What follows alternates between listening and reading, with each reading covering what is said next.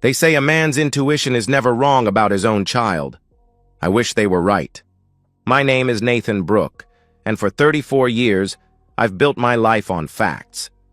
As a quality control inspector at Patterson Manufacturing, I spend my days measuring tolerances, checking specifications, ensuring everything meets exact standards. Deviation from the norm catches my attention immediately. It's not just my job, it's who I am, which makes what happened to me all the more pathetic. I met Sarah 6 years ago at a company mixer. She was 26, a brilliant engineering graduate student working on sustainable manufacturing processes. I was 28, steady in my career, ready for something real. She had this way of tilting her head when she listened, like every word mattered. "You actually care about quality control?" she asked that first night. "Someone has to," I replied. "Without standards, everything falls apart." She smiled at my response. I like that. We were inseparable after that. Sarah moved in with me after 8 months. We talked about everything.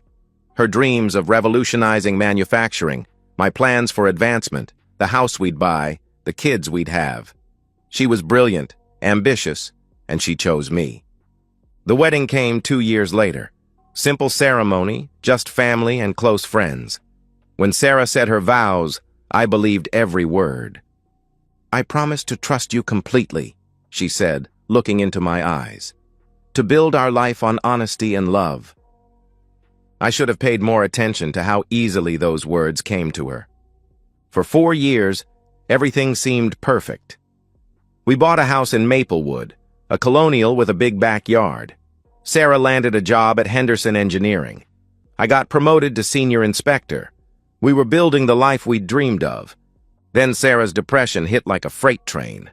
It started slowly. Missed dinners, canceled plans, spending weekends in bed. At first I thought it was work stress, but it got worse. She stopped cooking, cleaning, talking about the future. Some nights I'd come home to find her exactly where I'd left her, still in pajamas, staring at the television. "Sarah, talk to me," I'd say. "What's wrong?" "Nothing's wrong," she'd whisper in response. "I'm just tired." But this wasn't tired. This was something darker, swallowing the woman I married. I threw myself into research, systematically. I read about depression, talked to her doctor, made lists of therapists. Sarah resisted at first, but eventually agreed to try therapy. That's when I found Dr. Marcus Landon. Dr. Landon specialized in treating mental health professionals and high-achieving individuals. Harvard Medical School, published research, glowing reviews. His office was upscale, dark wood and leather, screaming competence and discretion. "I think you should see him," I told Sarah, showing her his website. "He has experience with people like you, smart, driven, successful." Sarah looked at his photo for a long moment. Dr. Landon was maybe 40, handsome in that distinguished professor way. "He looks professional," she said finally. "I'll call tomorrow," I promised her. I made the appointment myself, drove her to the first session, waited in the lobby. When she came out an hour later, there was something different in her eyes. Not hope exactly, but focus. "How was it?" I asked. "Good," she replied. "He listens. Really listens." The change in Sarah was remarkable. Within 6 weeks, she was getting up early, making breakfast, talking about work with enthusiasm I hadn't seen in months. Within 3 months, she was laughing again, planning weekend trips, discussing our future. "Dr. Landon says I was avoiding intimacy because I was afraid of being vulnerable," she explained one night. "I was protecting myself by shutting you out." I reached across the table and took her hand. "I'm just glad you're feeling better." "I am," she said in response. "And I want to show you how much our marriage means to me." That night, we made love for the first time in months.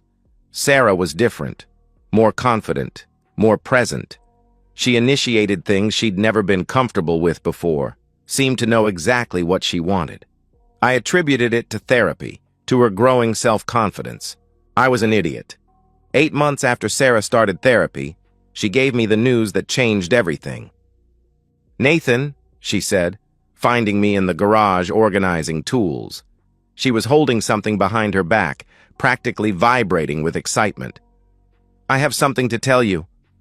I set down my socket wrench. "What is it?" She brought her hands forward, revealing a pregnancy test. 2 pink lines. "We're having a baby," she whispered, tears streaming down her face. The joy hit me like a tidal wave. I swept Sarah into my arms, spinning her around while she laughed and cried simultaneously. "Are you sure?" I asked her. "I took 3 tests," she said breathlessly. "All positive. Nathan, we're going to be parents." I couldn't speak. I just held her, feeling her heart beat against my chest. After everything we'd been through, this felt like a reward for our patience, our love, our commitment. The pregnancy was smooth. Sarah glowed with health and happiness. We spent evenings debating names, James for a boy, Emma for a girl. We painted the nursery yellow, assembled a crib, bought a stroller. Sarah's mother flew in to help prepare. My parents started planning their first grandchild's college fund. I had never been happier. The future stretched ahead, bright and full of possibility. Sarah, recovered and thriving. Our baby, growing strong. Our marriage, deeper than ever.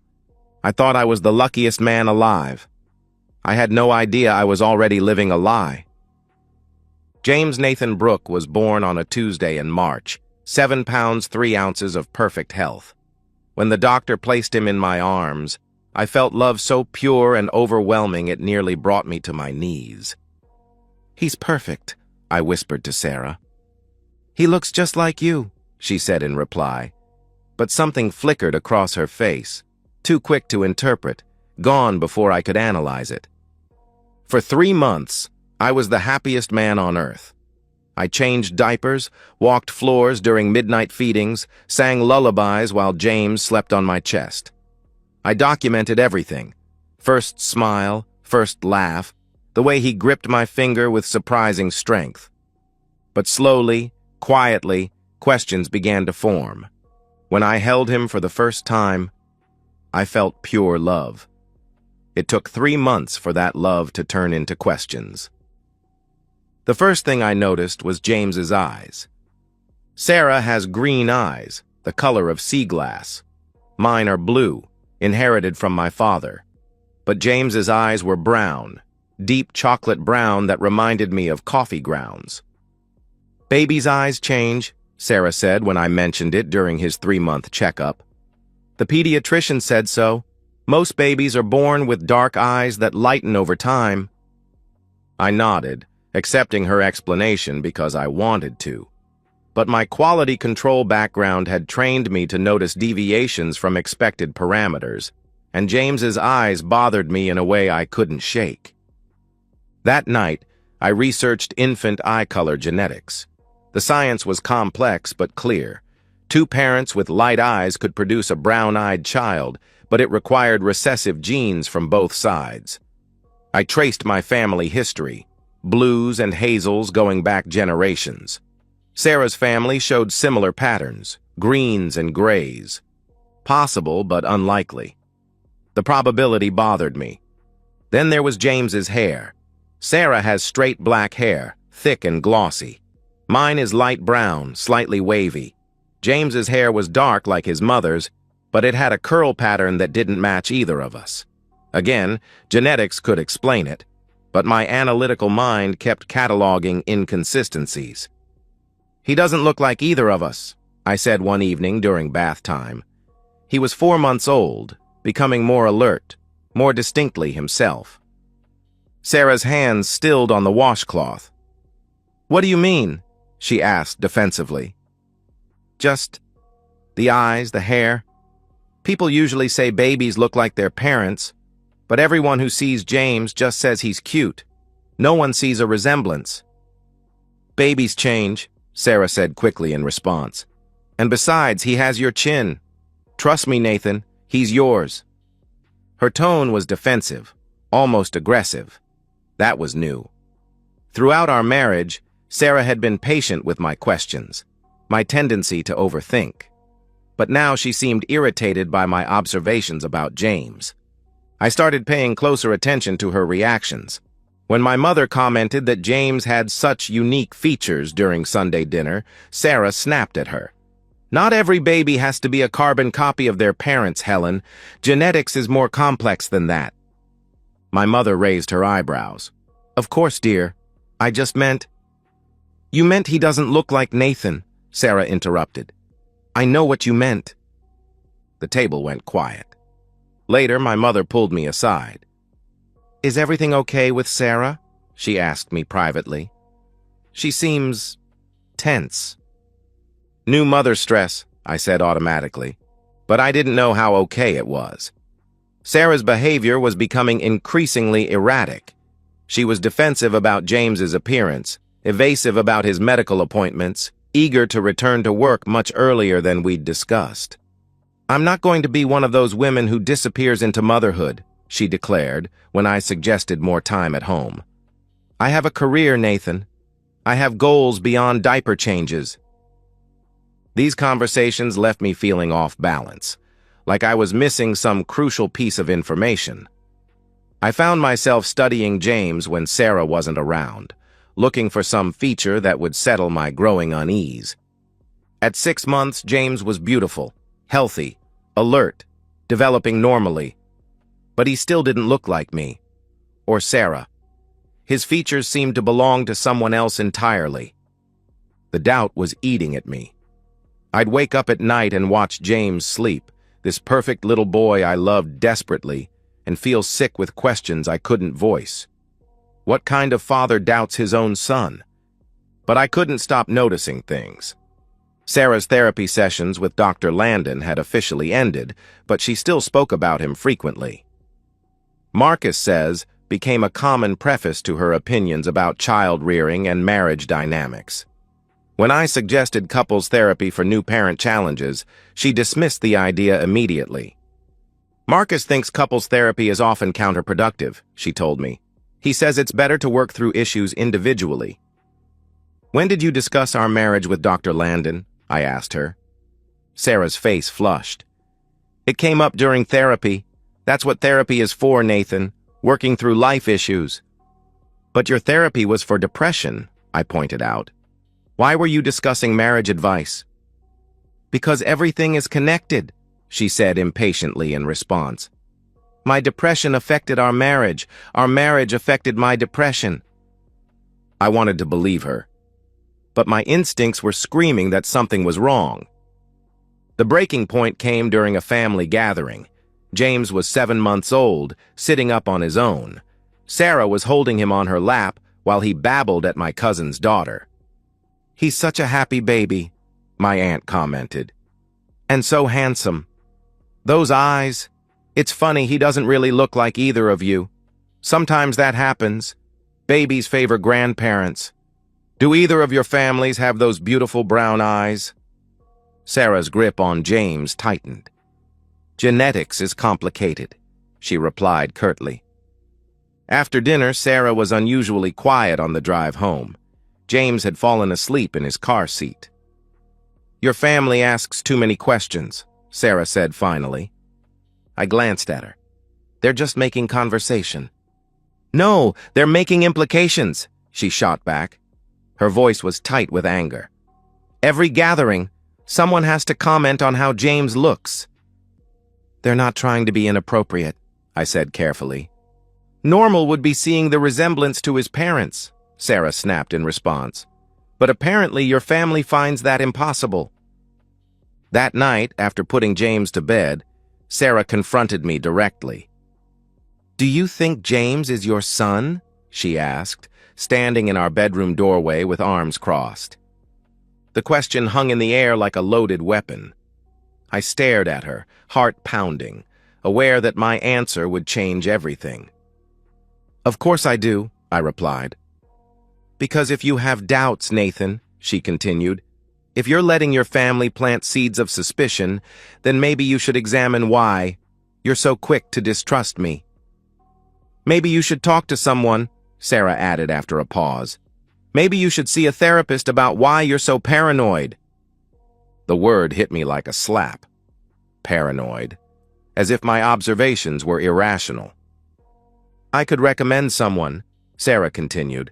Dr. Landon knows excellent therapists who specialize in anxiety and trust issues. I stared at her, processing the irony. She was suggesting I see a therapist recommended by the man I was increasingly suspicious about. I'll think about it, I said. That night I lay awake cataloging everything that had led to this moment. James's brown eyes, his unfamiliar features, Sarah's defensive behavior, her frequent mentions of Dr. Landon, the timing of her pregnancy, 8 months after starting therapy. Some men live their whole lives wondering. I couldn't be one of them. The next morning, I researched discrete paternity testing services. Home kits, lab analysis, results in 3 to 5 business days. Complete confidentiality guaranteed. I read testimonials from other men in similar situations, men who'd trusted their instincts, men who'd chosen to ignore them. My finger hovered over the Order Now button for 20 minutes. Some men spend their lives wondering if they can trust their instincts.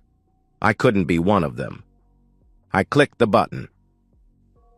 The paternity test kit arrived 3 days later in a plain brown envelope addressed to me at work.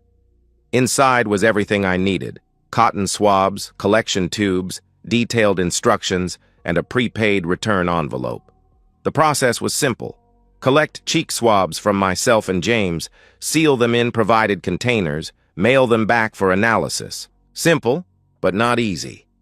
For 2 days, the kit sat in my desk drawer, unopened after that initial inspection. Every time I looked at it, I felt sick. What kind of father does this? What kind of husband suspects his wife of this level of deception without concrete evidence?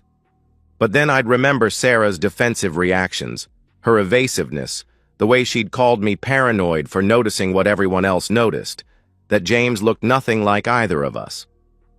On Friday evening, while Sarah was giving James his bath, I made my decision. I collected my own sample first, swabbing the inside of my cheek and sealing the cotton swab in its labeled tube. Then I waited. The opportunity came Saturday morning. Sarah had gone grocery shopping, leaving me alone with James for a couple of hours. He was napping in his crib, peaceful and unaware that his father was about to violate the trust between them in the most fundamental way possible. I stood beside his crib for 5 minutes, just watching him sleep. He was beautiful. Pink cheeks, long eyelashes, tiny hands curled into fists. I loved him completely, desperately, in a way that made my chest ache with intensity. He was innocent in all of this. "I'm sorry, buddy," I whispered to him, gently collecting the cheek swab. The collection process took less than 30 seconds, but felt like a lifetime. I sealed his sample, double-checked the labels, and packed everything according to instructions. That afternoon, while Sarah thought I was running errands, I drove to the post office and mailed the samples. Results in 3 to 5 business days. The waiting was torture. I went through motions of normal life, work, dinners, bedtime routines, while internally counting down hours until I'd know the truth. Sarah seemed to sense my tension. "You've been quiet lately," she observed Tuesday evening. "Everything okay?" "Just work stress," I lied. "Maybe you should take a vacation," she suggested. I almost laughed at the irony. A vacation. As if rest would solve the problem of potentially discovering my entire life was built on a lie. Wednesday and Thursday crawled by. I checked my work email obsessively, knowing the results would come there instead of home. Friday morning, the email arrived. Paternity test results, confidential, sat in my inbox at 8:47 a.m. I stared at the subject line for several minutes, heart pounding so hard I could hear it in my ears. Once I opened this email, there was no going back. I clicked it open. The results were presented in clinical language, charts, and percentages that reduced the most important question of my life to cold scientific data. But the conclusion was unmistakable, printed in bold letters. Probability of paternity, 0%. Nathan Brooke is excluded as the biological father of James Brooke. The paper fell from my hands. I stared at my computer screen, reading the results again and again, hoping I'd misunderstood. But the science was clear. James was not my biological son. The nausea hit first, followed by dizzy disorientation that made me grip my desk to stay upright. 7 months. 7 months of loving this child, planning his future, believing he was mine. 7 months of Sarah's lies, of her calling me paranoid for noticing what DNA testing had now confirmed. I locked my office door and spent the next hour processing implications. This wasn't just about James. This was about Sarah's entire recovery narrative, her affair with Dr. Landon had apparently begun early in therapy, early enough that James could be his son.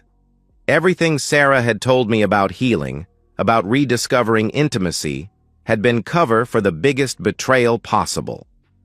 I printed a second copy and placed both copies in separate sealed envelopes.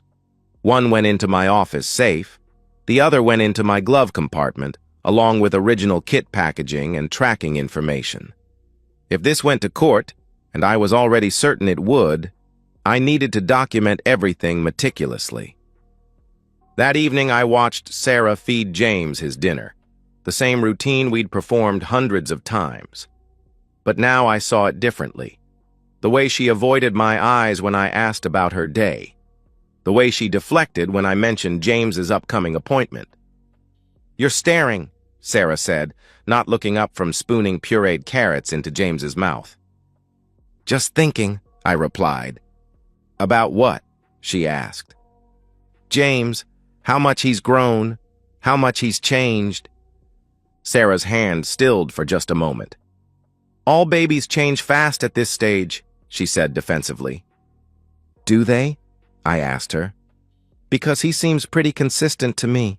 Same brown eyes, same dark hair, same features that don't really look like either of us." This time her reaction was unmistakable. Her jaw tightened, and she set the spoon down harder than necessary. "We've been through this, Nathan. Genetics is complex." "Right," I said calmly. "Complex." Over the next 2 weeks, I observed Sarah with new eyes, cataloging behavior I'd previously attributed to new motherhood. She was secretive about her phone, taking calls in private rooms and deleting messages immediately. She'd started working late more frequently, claiming new project deadlines that seemed to coincide with Dr. Landon's office hours. I verified her stories carefully. The projects she mentioned were real, but the deadlines didn't match information on her company's website. The late meetings weren't reflected in her email calendar, which synced to our shared computer. Sarah was still lying to me, even now. The affair hadn't ended with James's conception. It was ongoing. The realization transformed something inside me. The loving husband died during those 2 weeks of observation, replaced by someone colder, more calculating. I began planning my next move with the same systematic approach I used for quality control inspections. I researched divorce law, focusing on adultery cases and prenatal paternity fraud. I learned about asset protection, child support obligations, and professional consequences for therapists who violate ethical boundaries. I contacted 3 different law firms, scheduling consultations under the pretense of theoretical legal questions. The prenuptial agreement Sarah had insisted on would actually protect me now. The infidelity clause was ironclad, and paternity fraud would void any claims she might have on my property. James wasn't my biological son, so I had no legal obligation for child support. As for Dr. Marcus Landon, his career was about to become very interesting. Patient-therapist relationships were strictly forbidden. I researched medical board complaint processes, ethics violations, and professional licensing consequences. I was going to destroy them both, systematically, thoroughly, and completely legally. But first, I was going to give Sarah one final chance to tell me the truth. I kept those results in my glove compartment for 2 weeks. Not because I doubted them. I doubted everything else. 2 weeks to plan how to destroy the woman who destroyed me. I chose a Friday evening for the confrontation. Sarah's parents were visiting her sister in Phoenix, so there would be no family interference. James was healthy and sleeping through the night, minimizing distractions. I'd taken a personal day from work, spending it finalizing documentation and preparing for what would likely be the last honest conversation Sarah and I would ever have. She came home at her usual time, 6:15, looking tired but pleasant. I watched her hang up her coat, kiss James on the forehead where he sat in his bouncer, and pour herself a glass of wine. "How was your day?" she asked, settling onto the couch beside me. "Educational," I answered. "How was yours?" "Long. The Morrison project is behind schedule, so we're all putting in extra hours," she replied, sipping her wine and studying my face. "You look tense. Everything okay?" I'd rehearsed this moment dozens of times, but now that it was here, I felt surprisingly calm. The anger I'd carried for 2 weeks had crystallized into something colder and more focused. "I want to talk about James," I said. Sarah's expression didn't change, but something shifted behind her eyes, a wariness that confirmed what I already knew. "What about him?" she asked cautiously. "About how he doesn't look like either of us. About his brown eyes when we both have light eyes. About how everyone comments on his unique features." "Nathan," Sarah said, setting down her wine glass, "we've discussed this. Genetics is complex," I finished for her. "Yes, you keep saying that. But I'm not interested in genetics anymore. I'm more interested in timelines." "Timelines?" she repeated. "James was born March 15th, I said conversationally, "which means he was conceived around June 20th, right around the time you were making your breakthrough in therapy with Dr. Landon." Sarah's face had gone very still. "What are you suggesting?" she asked quietly. "I'm not suggesting anything," I replied calmly. "I'm stating facts. June 20th was approximately 8 months after you started therapy. It was also when you started mentioning Dr. Landon constantly. Marcus this, Marcus that. When you started getting better, more confident, more sexually adventurous." "Stop," Sarah said quietly. Sarah stood up abruptly, pacing to the window. "You're being paranoid again," she declared. "Am I?" I asked her. "Because you know what I think? I think you've been calling me paranoid to cover your own guilt. I think you've been gaslighting me for months, making me feel crazy for noticing what everyone else notices. That James doesn't look like me because he isn't mine." She spun around, her face flushed with anger. "How dare you?" "How dare I what?" I interrupted. "Question the paternity of a child who looks nothing like me." "You're sick," Sarah spat back. "You're accusing me of adultery because our baby doesn't meet your genetic expectations?" I reached into my jacket pocket and pulled out the sealed envelope containing the paternity test results. "I'm not accusing you of anything, Sarah. I'm telling you what I know."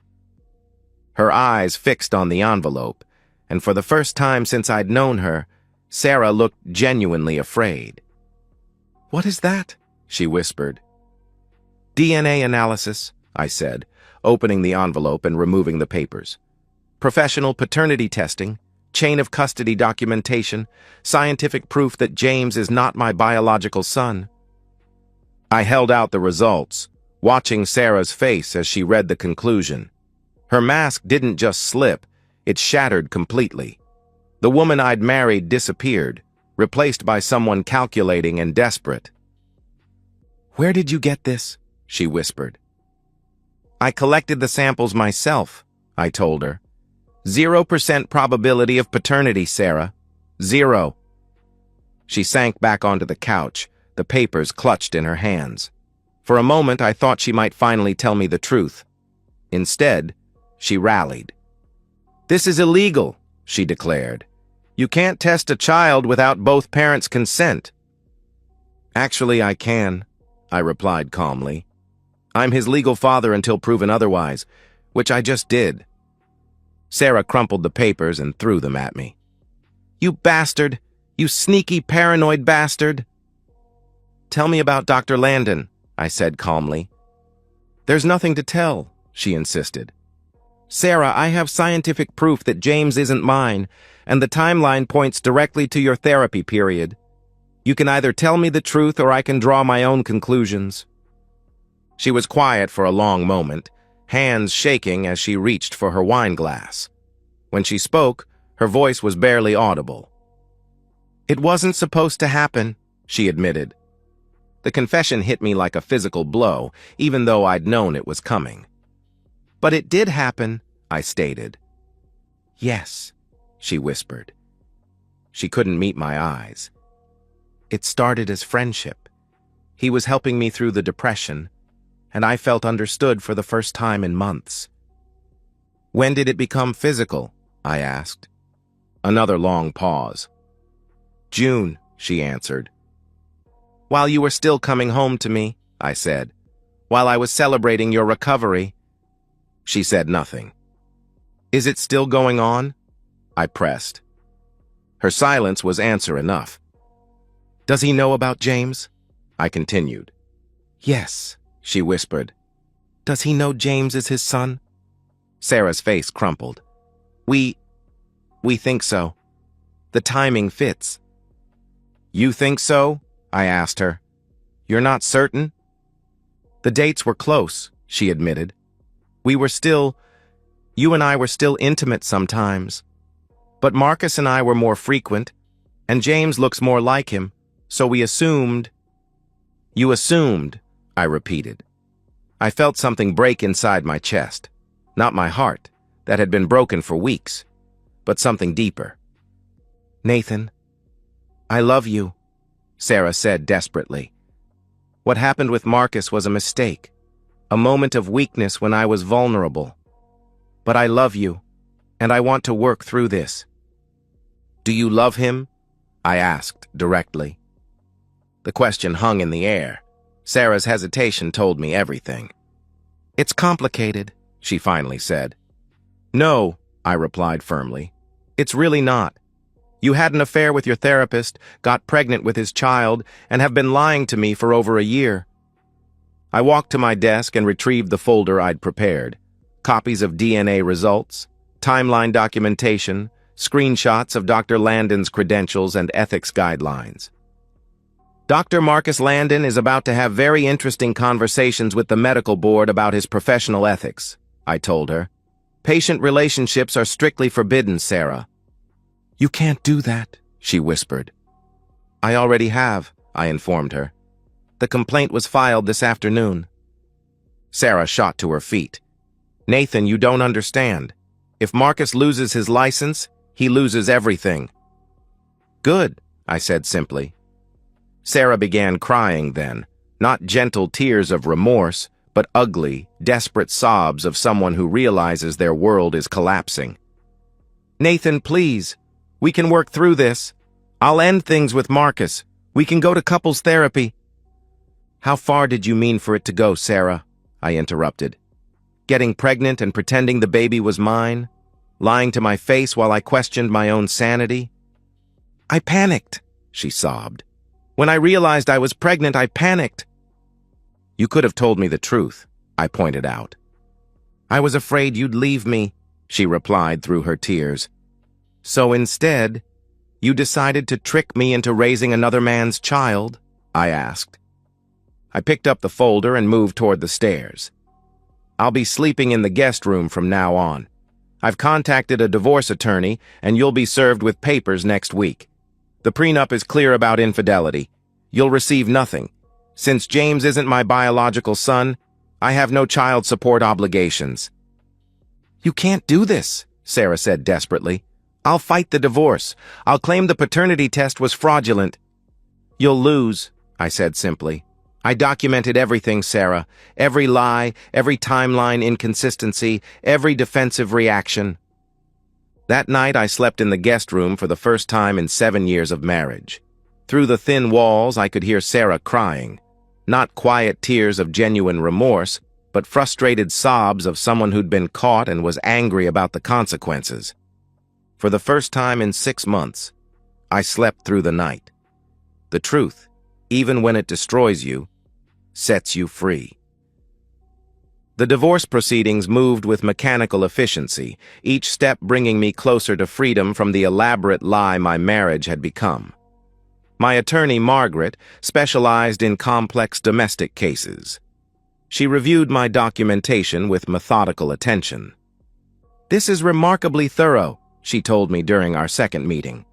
"DNA results, timeline documentation, professional ethics violations, prenuptial agreement with infidelity clauses. Your wife's attorney will have very few options." The prenuptial agreement, ironically championed by Sarah's father to protect her assets, became my shield instead of hers. Sarah had insisted on it during our engagement, claiming her father's business connections required protection. Now that protection worked in reverse. The infidelity clause was ironclad. Adultery voided any claim to marital assets, alimony, or community property. Sarah would leave with exactly what she'd brought: her personal belongings and whatever remained of her individual savings. "The prenup is brutal," Margaret explained to me. "Your wife literally has no legal standing. The adultery is documented, the timeline is clear, and paternity fraud constitutes intentional deception." Dr. Landon's professional destruction unfolded with satisfying completeness. The medical board investigation revealed that Sarah wasn't his first boundary violation. 2 other former patients came forward with complaints of inappropriate relationships. His practice collapsed as referrals disappeared and patients canceled appointments. His malpractice insurance was canceled. His professional reputation became unsalvageable. Most importantly, his ability to support Sarah and James evaporated along with his career. Sarah moved back to her parents' house in Westchester 3 weeks after I filed for divorce.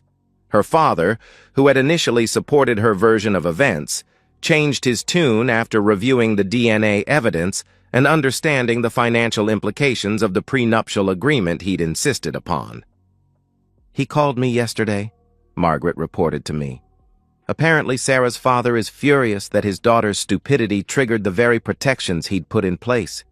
He's refusing to financially support her long term." The divorce was finalized on a Tuesday morning in October, 6 months after I'd discovered the truth. Sarah didn't contest anything. She couldn't afford to, and she had no legal grounds anyway. I kept the house, the cars, the retirement accounts, and all marital assets. James, now 14 months old, was legally Dr. Landon's responsibility. I signed away any parental rights I'd never actually possessed, clearing the path for his biological father to assume full legal and financial obligations. I saw them once more, at the courthouse during the final hearing. Sarah looked exhausted, her previous confidence replaced by hollow-eyed desperation. James was on her hip, babbling happily at the fluorescent lights, unaware that his world had been completely restructured around him. Dr. Landon wasn't there. According to court records, he was fighting his own legal battles. The medical board had officially revoked his license, and he was facing potential criminal charges for professional misconduct. His ability to provide child support was non-existent. That evening I walked through my house now completely and legally mine, and felt something I hadn't experienced in months: peace. The guest bedroom where I'd been sleeping would become a home office. The nursery would become a workshop. At work, my colleagues had noticed the change in me. Where I'd once seemed distracted and anxious, I now approached projects with renewed focus. My supervisor mentioned that my attention to detail had always been exceptional, but lately it seemed even more precise. The promotion came through in November, Senior Quality Control Manager, a position that opened when my predecessor retired early. The irony wasn't lost on me that my personal experience with deception and betrayal had somehow sharpened my professional ability to detect flaws and inconsistencies. I heard updates about Sarah and Dr. Landon occasionally, through mutual professional connections.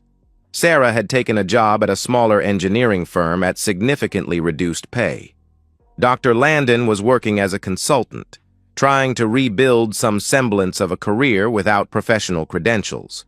Their relationship had reportedly become strained under the financial and legal pressures. James would be fine. Children adapt, and he was young enough that he'd never remember me as anything more than a vague figure from his infancy. Sarah's parents, despite their anger at their daughter's choices, wouldn't let their grandson suffer. People sometimes asked about my divorce, fishing for details about what had gone wrong. I kept my answers simple.